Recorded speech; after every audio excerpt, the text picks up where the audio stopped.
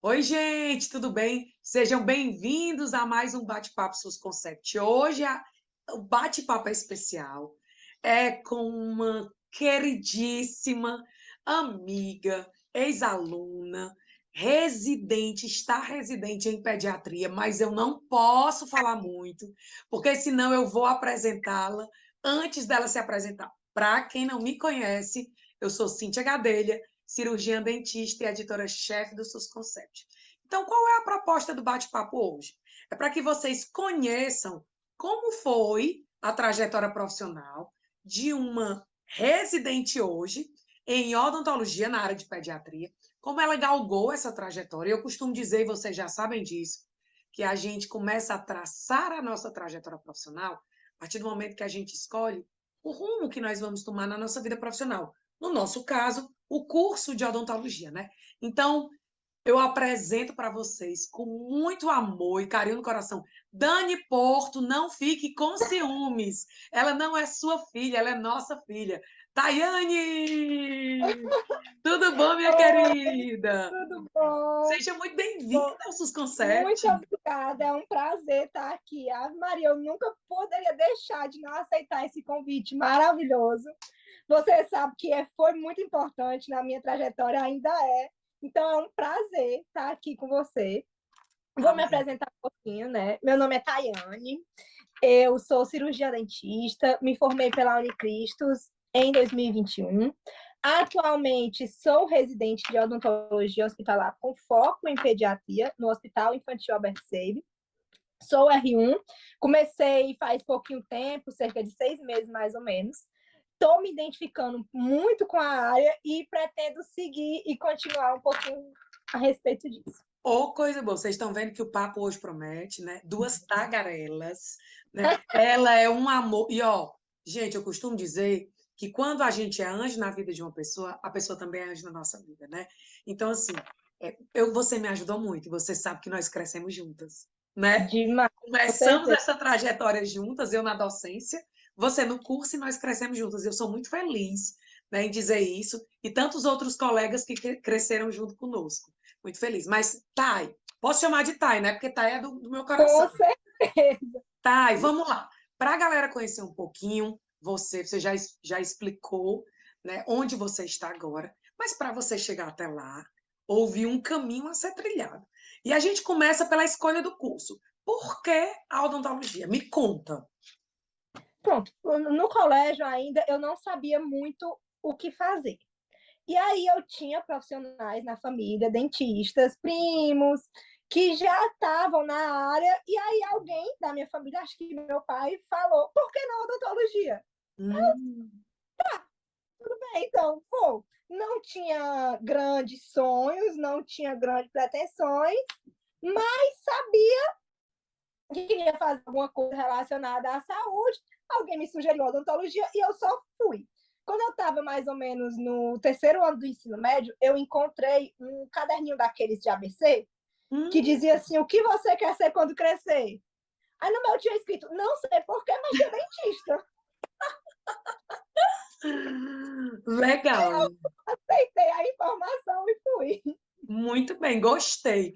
E aí, ao longo do curso, eu acompanhei o início do curso, vi que de pronto, né, você se identificou, fez muitas amizades, mas eu queria saber, para construir o currículo, né, na graduação, quais oportunidades foram oferecidas para você e você conseguiu abraçar na construção desse currículo ao longo do curso de graduação em odontologia? Eu acho que realmente a construção desse currículo foi o que me fez estar onde eu estou hoje. Hum, Até por questão do processo seletivo mesmo, né? hum, Mas desde o início da faculdade, eu já comecei a me envolver em alguns projetos que eu não sabia por quê, mas que tinham um objetivo. Graças a Deus, fui agraciada de ter bons professores e boas companhias que me souberam me puxar para aproveitar o melhor que eu tinha a oferecer. hum, Logo no início da graduação, eu participei de um projeto de extensão, que era de introdução à clínica, hum. no primeiro e segundo semestre, que aí foi no momento que a gente se conheceu. Aí, a partir daí, já veio a oportunidade de apresentar trabalho, em congresso, jornada, e tudo isso foi construindo. Quando eu já estava mais ou menos no terceiro semestre, foi quando eu fiz a prova da primeira monitoria. Me identifiquei um pouco com a patologia e me tornei monitora de patologia. Eu costumo dizer que foi a época mais caótica da faculdade, porque eu era monitora sozinha, fui convidada para participar do GEP-Quali, que era o nosso grupo de estudo. Era um convite que eu não podia recusar. Aí, ao mesmo tempo, a Patrícia me convidou para participar do GEPAL e eu também fui. Eu lembro. Então, tinha o GEPAL, tinha o GEP-Quali, tinha a monitoria para os alunos do parque e as coisas para corrigir do Benfica. E fui. Então, O cavalo selado passou e tu montou em todos os tudo. cavalos selados que passaram. Em todas as oportunidades que eu tive para aproveitar, eu fui. Aí, nisso, continuei apresentando os trabalhos e fazendo a construção desse currículo. Quando terminou a monitoria de patologia, decidi fazer uma nova monitoria, que foi a monitoria de pré-2, porque aí já era uma coisa mais clínica. Mais Como já clínica. envolvia dentística, envolvia pério, envolvia endo, envolvia cirurgia, eu já consigo ter mais ou menos ideia de alguma coisa clínica que eu posso seguir. Nisso, trabalhando junto no JEP-Quali. Foi o momento que eu conheci também a professora Dani Porto. Não, Nunes, Dani Nunes, são muitas Dani Dani, né? Nunes, a Dani Dani Nunes, minha Porto amiga. foi na época da monitoria de pato. E a Dani Nunes conheci no JEP-Quali. Quando acabou o JEP-Quali, a Dani me deu a oportunidade de participar da iniciação científica, que foi Sim. outra coisa que acrescentava também no currículo. A Dani é odontopediatra e ortodontista. Quando eu estava fazendo esse projeto de iniciação científica com a Dani Nunes, eu comecei a gostar um pouco da orto e da pediatria. Foi aí nesse momento Que que... são as duas áreas que a Dani Nunes perpassa, É. né? Uhum. Aí, no finalzinho Aí, fiquei no projeto de iniciação científica com ela, depois da segunda monitoria. Continuei apresentando trabalhos agora com ela e um pouquinho na parte da patologia com a Carol ainda. E aí, no final, quando eu decidi fazer a residência, eu estava no último semestre também, aí teve a seleção do grupo de cirurgia, do projeto de extensão do grupo de Nossa, cirurgia. minha gente, essa menina, ela era só o vem na faculdade, de morta, de cansada, porque ela fazia tudo. Aí o Felipe, eu falei, Felipe, eu tenho que entrar nesse grupo de cirurgia, o professor responsável era o Felipe Maia, porque eu quero fazer a prova, cai coisa de cirurgia na prova e eu preciso ir. Entendi. E aí terminei os projetos na graduação no grupo de cirurgia. Entendi. Então, ó, muita coisa aconteceu e o tripé, que a gente sempre fala, importantíssimo da graduação, a Tayane aproveitou. Extensão, duas monitorias e iniciação científica, né? Além de ligas e grupos de estudos que ela participou. Claro que isso tem um preço, ela vivia muito cansada, porque ela ainda tinha que conciliar com a graduação. Curso de odontologia, todo mundo sabe, é um curso de integral, né? E é isso, mas deu tudo certo. E aí, vamos fazer o link para. Eu já entendi que no último semestre tinha um edital que você se interessou que você ia fazer. Mas por que se interessou pela residência? Porque você podia ter ido para, sei lá, você podia ter ido para uma especialização, um mestrado. Achava muito que você ia para o mestrado. Por que a residência? E por que a área de pediatria? Eu tenho essa curiosidade. Pois é, a área de pediatria foi justamente nessa época que eu comecei a trabalhar mais com a Dani, né? Certo? E eu queria fazer orto. Certo. Até cheguei a me matricular na especialização de orto e fiz um módulo. Certo. Aí eu, vou fazer orto. E aí, um dia, um professor mandou no grupo da minha sala o edital. E Da eu já estava perto de residência. formar. O edital da residência. Já estava perto de me Da formar Resmult, da Resmult aqui no Ceará. aqui de Ceará.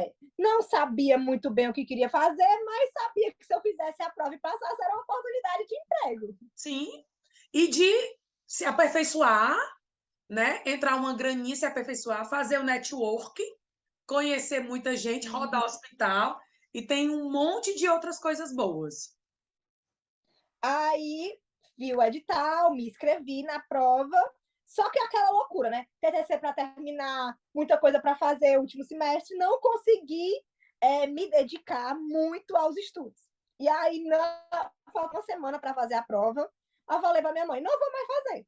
Ai, meu Deus. Não vou fazer, porque eu não estudei, não adianta, ela vai fazer sim, porque eu paguei. Muito bem, gostei da sua mãe. Vai fazer, igual a minha mãe. Você não quer mais odontologia, não? Vai fazer até o final. Vai fazer, porque eu paguei, a inscrição foi cara, agora vai fazer. Muito bem. Aí eu não faço. Ninguém sabia que eu ia fazer a prova. Boa Fui dica. fazer a prova. Assim que eu cheguei na prova, dei de cara logo com uma amiga minha da minha sala. Não adiantou muita coisa esconder, não. E como eu não sabia realmente o que era que eu queria, eu só fui, né? Sim. Ela, mulher, o que é que tu tá fazendo aqui? Aí eu, vim, né? Não custa nada, vim aqui tentar. Aham. Acho que basicamente foi isso, mas aí a preparação mesmo, que foi que eu fiz. Quando eu decidi E é isso. fazer. Aí o link para a preparação para o estudo do assunto, incluindo legislação do SUS. Como é que foi? Pronto. Desde o início da faculdade, logo na saúde coletiva 1, né, que eu tinha essa professora maravilhosa, já comecei a me identificar com a saúde. Então, desde lá, já comecei, já aquela história do SUS, todo aquele assunto abordado no início da saúde coletiva, já me identifiquei, já gostava. Então, só fui aprimorando. Na prova da residência, a saúde coletiva, ela tem um peso muito importante, porque são 10 questões de saúde coletiva. 20% da prova. Então, ou sabe saúde coletiva, ou dificulta muito. Isso. Então, eu sabia que um pouquinho dessa vantagem eu tinha, porque Boa. eu sabia.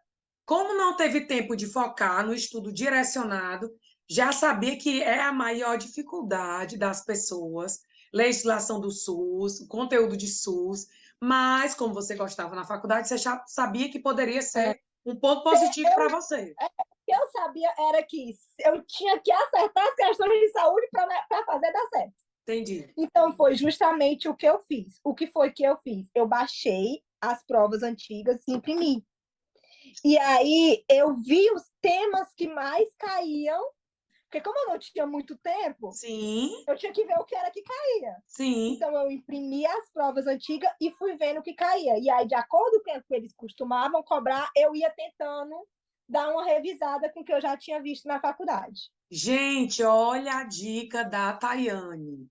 Ela não teve tempo de focar, mas nem por isso ela quis desistir, mas nem por isso ela desistiu. A mãe dela disse que ela tinha que fazer. Então, diante disso, da necessidade de o que é que o pessoal acerta menos e que eu preciso focar. Como ela já gostava do assunto de legislação do SUS, ela, olha a dica, pegou as últimas provas, fez uma lista dos assuntos que mais caíam e ela foi dar uma revisada nesses assuntos que mais caíam de legislação do SUS. Porque é o que o povo menos estuda, o povo não gosta muito, e aí, consequentemente, o povo não estuda, que deveria ser o contrário, né, Thay?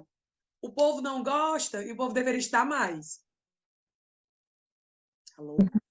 Pois é, Pronto. exatamente. E aí, me conta como é que foi a prova. Voltou. Não, deu uma travadinha, mas a gente já destravou. Me conta como é que foi a prova. Tinha lá 10 questões. Tu lembra quantas questões tu fez? Me conta, de legislação do SUS, principalmente. Foi assim, a prova são 50 questões a prova. 40 de específica e 10 de saúde, de legislação do SUS, e aí caía tanto o SUS mesmo assim, a base do SUS, ou, por exemplo, Política Nacional de Humanização, eu lembro que caiu sobre isso, caiu sobre, eu não sei se era vigilância sanitária, alguma coisa assim, desse tipo de política, caiu sobre princípios do SUS. Eu lembro que tinham 10 questões de saúde coletiva e eu fiz 7 questões. Beleza. Foi 7 questões. 70% da prova. E eu fiz 7 questões de saúde coletiva. Aí dessas 7 questões, eu acho que uma foi anulada. Entendi. Então, acabou que eu não ganhei, porque tiveram algumas questões anuladas na prova. Eu já tinha acertado, mesmo como ela não tem resposta, já tinha acertado e acabou que continuou nos 7. Entendi. Show de Mas bola. aí, no geral, eu fiz 31 questões das 60. Específica? E foram 7 de saúde coletiva e as outras da específica, que fechou 31. Entendi. Me tira uma dúvida. 2 vagas, não era, Thay? 2 vagas. E para se classificar para a segunda, porque a prova, o processo de seleção são 2 etapas. Sim. A primeira etapa é a prova e a segunda fase é a Objetivo. análise de currículo. Análise Para você curricular. passar para essa análise de currículo, você precisa ter acertado pelo menos metade da prova, ou seja, ter feito pelo menos 25 questões, e está entre o triplo do número de vagas, ou seja, 6 6 pessoas. vagas. Entendi. Quando saiu o resultado, existia uma pessoa na minha frente com uma questão a mais e eu estava empatada em segundo lugar com uma outra pessoa. Certo. Então, terminei a primeira fase assim, uma pessoa na minha frente e eu e outra pessoa em segundo e terceiro. E aí, com o E currículo? aí, com o currículo, eu fui para primeiro. Gente, olha o que ela plantou ao longo da graduação. E aí deu tudo certo. Apesar do currículo ser só 10% da nota final, mas ele foi fundamental para você estar em primeiro lugar, porque só eram 2 vagas, não é isso? É. Show de E aí, bola. como a diferença era só uma, foi o que realmente Entendi. fez a diferença.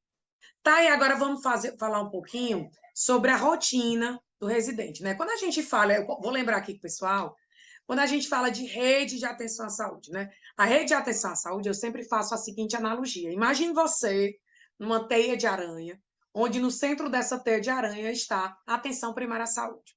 E muitas outros pontos de atenção, outros níveis de atenção, e toda essa rede que oferta atenção à saúde do usuário se comunica com a atenção primária à saúde, sendo ela o centro dessa rede de cuidado. Você estando residente em odontologia hospitalar com foco em pediatria, dentro dessa rede, como é que na prática do cotidiano de uma residente em pediatria, você visualiza essa rede de atenção à saúde? Por exemplo, você atende ambulatório ou não? É atenção terciária lá, porque você está dentro do hospital? Como é que se dá essa regulação? Como é que os pacientes chegam até vocês? Eu queria que você falasse um pouquinho desse cotidiano, dessa rede, para a gente entender um pouquinho a sua rotina enquanto residente. Pronto. Os pacientes, eles chegam a gente de 2 formas. Existem os pacientes que já são acompanhados por alguma entidade clínica, médica, que são acompanhados no ambulatório. Ou seja, são pacientes externos que são marcados em determinado horário que a gente consegue atender porque é um paciente especial ou porque está algum comprometimento sistêmico, que já é acompanhado e aí faz esse link entre a odontologia e o ambulatório das especialidades. Entendi. Ou então pacientes que são internados. É a maior parte da rotina. A gente trabalha principalmente na adequação de pacientes. Do meio, Por adequação exemplo, do meu muitos bucal. pacientes adequação do meu bucal, pacientes pré-transplantes, que estão na fila do transplante, precisa fazer a adequação para fazer a cirurgia por conta de imunossupressão. É um perfil de paciente que a gente atende muito lá. Entendi. E também diminuir focos infecciosos para diminuir o tempo de internação desse paciente. Entendi. Fundamental. E a gente lá, associado ao Albert Seib, tem o CPC, né, que é o Centro Pediátrico, que é tal que trata só de crianças com câncer, da Associação Peter Pan. Sim. E lá a gente atua muito na questão da mucosite, porque os pacientes que fazem químio têm muita mucosite, e isso atrasa muito deles. Então, a gente atua muito na laser terapia nesses pacientes também. Então, de forma geral, pode dizer. Uma forma de linkar assim, as redes de atenção à saúde, durante esses 2 anos de residência, a gente tem que passar por alguns cenários fora do hospital, inclusive a atenção básica. Era isso que eu ia Agora, em perguntar. outubro, vão me mandar. Agora, em outubro, eu vou para Capuí. Vou passar um mês em Capuí nas unidades básicas de lá. Que coisa boa, tenho pessoas maravilhosas em Capuí, que nos bastidores eu te falo, que vão te receber de braços abertos. Uma coisa boa. Thay, então, pelo que eu entendi, a essência da residência em OH, na área de pediatria, dentro do Hospital Albert Seib, que é um hospital de referência aqui em Fortaleza, no Ceará, é ambulatório e hospital. Porém, no rodízio da residência, você vai passar um mês atuando na atenção primária à saúde. É isso? Isso. Show de bola. Meu É. Deus, quanto orgulho! E aí, tá, eu queria, só para a gente finalizar esse assunto, Thay, gente, eu acompanho os stories dos meus amores. Não tenho muito tempo de interagir, mas eu acompanho os stories. E outro dia, a Thay bateu uma foto na portinha de cuidados paliativos. Então, vocês imaginem, paciente pediátrico, né, com cuidados paliativos. Meu Deus do céu, me conta. Maninha ficou em cuidados paliativos, né? E assim, é um desprender-se quando a família opta por cuidados paliativos, é um desprender-se de todo o orgulho, né, que a gente tem, porque a gente, no fundo do coração, que é aquela pessoa ali, nem que seja ela não conseguindo mais interagir com a gente, porque a gente o ser humano é muito egoísta. Nós somos egoístas. Então, como é ficar nos cuidados paliativos com paciente pediátrico? Me conta. Pois é, foi uma coisa que eu ressignifiquei muito. Durante a residência, a gente roda por todos os cenários do hospital. E, atualmente, no mês de junho, julho e agosto, eu estou atendendo os pacientes que estão em cuidados paliativos. E era um receio que eu tinha de, tipo, como eu vou tratar esse paciente? O que eu vou fazer? E aí que foi esse momento que eu ressignifiquei meu pensamento. Porque os cuidados paliativos não significa só que o paciente tem de vida. Significa que eu vou dar uma qualidade de vida para aquele paciente, que eu vou tentar proporcionar o máximo que eu conseguir. E são pacientes que têm uma doença crônica, mas que não necessariamente tem pacientes que são acompanhados pelos cuidados paliativos lá no hospital que, desde o diagnóstico, por exemplo, fase cística. Significa que ele está em fim de vida? Não, mas ele tem uma doença crônica, que ele vai ser susceptível a várias internações e que ele junto com a família, porque eu acho que o importante dos cuidados paliativos é não trabalhar só com o paciente. Sim, é cuidar daquela geral, preparar aquela família para saber que aquela criança ela vai voltar para o hospital várias vezes, que ela vai ter algum tipo de complicação toda vez que ela vai retornar para casa de uma forma diferente e que ela precisa de um cuidado especial. Então, a odontologia dentro dos cuidados paliativos eu achei fantástico, porque o mínimo que a gente pode fazer, a gente proporciona uma qualidade de vida melhor para aquele paciente.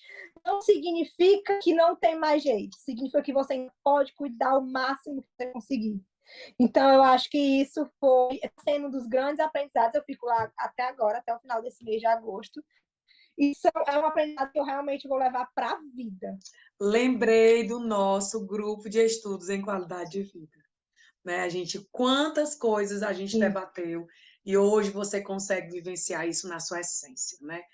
Ai, Tayane, que conversa boa, que bate-papo bom. As duas são tagarelas. A gente passaria a noite inteira aqui, mas nós precisamos descansar, reenergizar, para amanhã a gente começar o dia, né? E cuidar dos nossos amores da melhor forma possível. Minha querida, gratidão. Uhum. Muito obrigada. Obrigada por essa generosidade. Chegando da residência, se arrumou rapidinho para a gente gravar isso. Né? Isso é generosidade pura. Dividir um pouquinho de como foi entrar na residência e como é sua rotina hoje, para quem quer estar residente, isso é muito importante. Né? Eu queria, por gentileza, antes de você fazer suas considerações finais, eu queria que você deixasse uma dica para aquela pessoa, seja profissional da odontologia já, ou seja, aluno de odontologia, que esteja almejando estar residente em odontologia. Eu queria que você deixasse uma dica, que pode ser uma dica para os estudos, pode ser uma dica para a vivência, enfim, fica à vontade.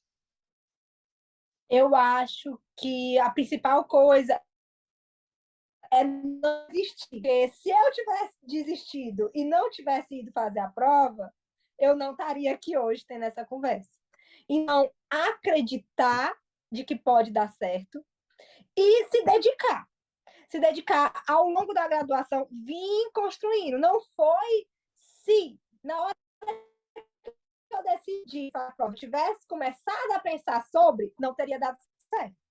Realmente só deu certo porque foi um caminho que foi sendo construído aos poucos e com calma e que foi levando e está rendendo bons frutos. Não adianta achar que de uma ou outra tudo vai mudar. Tem que fazer por onde e acreditar também. Eu acho que não desistir é uma coisa muito importante. Tão engraçado, vocês participam de uma geração muito imediatista. E vocês, às vezes, acham que vocês plantando hoje, esse pouquinho na monitoria, mesmo que seja voluntária, na extensão, mesmo que seja voluntária, na iniciação científica, vocês não vão colher. E todos vocês que eu estou conversando nesse bate-papo, vocês falam isso. É impressionante como a gente depois colhe os frutos do que a gente plantou na graduação, né? Eu fico muito feliz. Minha querida, parabéns por onde você está no lugar que é merecido seu, que você conquistou, você não desistiu. Isso é muito importante. Agradeço a sua mãe por não ter deixado você desistir daquela prova. E a palavra final é com você, considerações finais. Queria saber se você se divertiu. Você gostou? Demais, a Maria, quero todo dia. A gente vai É conversar sempre bom, muito. Ó, vou inventar bom podcast. se encontrar. Isso. Ó, são 2 anos a residência. 2 anos, é. A gente deveria deixar pré-agendado, quando voltar de Capuí, a gente conversar sobre a experiência da OH na pediatria na atenção primária. O que é que você acha? Pô, fechado, combinado. Pode Você me disse que chamar que queria eu todo dia, vou. eu vou abusar, minha filha. Thay, muito obrigada, que Deus te abençoe. Né? Você, de fato, é filha de muitos. Muito. Né? E minha filha do coração, tenho alguns filhos do coração, não tenho muitos, mas eu tenho alguns filhos do coração, você é uma delas, você sabe disso. Filha da minha amiga Dani Porto, né? Dani tá gostando, e ela nem sabe que a gente gravou hoje, ela vai ficar muito feliz. E muito obrigada. Obrigada por dividir isso conosco. Como eu disse, isso é fruto da sua generosidade. Um cheiro bem grande, boa noite, fica com Deus e pode se despedir do pessoal. Pronto. Gente, boa noite. Só queria agradecer a oportunidade, porque realmente, eu estava falando para um amigo meu um dia desse, não tem nada que a Cíntia não me peça sorrindo, que eu não faça sorrindo também. Porque se hoje realmente, aonde eu estou, é por conta que lá no iniciozinho ela me deu o primeiro empurrãozinho. Você foi a primeira pessoa que acreditou em mim, que falou, vai dar certo. Então, realmente, eu só posso agradecer e dizer que eu estou muito feliz em estar aqui nesse momento e que venham mais momentos. Amém. E, gente, a gente fica por aqui com esse bate-papo SUS Concept. Vocês estão vendo que cada bate-papo a gente vai conversando com mais pessoas queridas. Aproveitem esse e os próximos bate-papos. Divirtam-se, né? E aproveitem muito essas dicas que todos nós estamos dando para vocês. Um abraço bem grande. Tchau.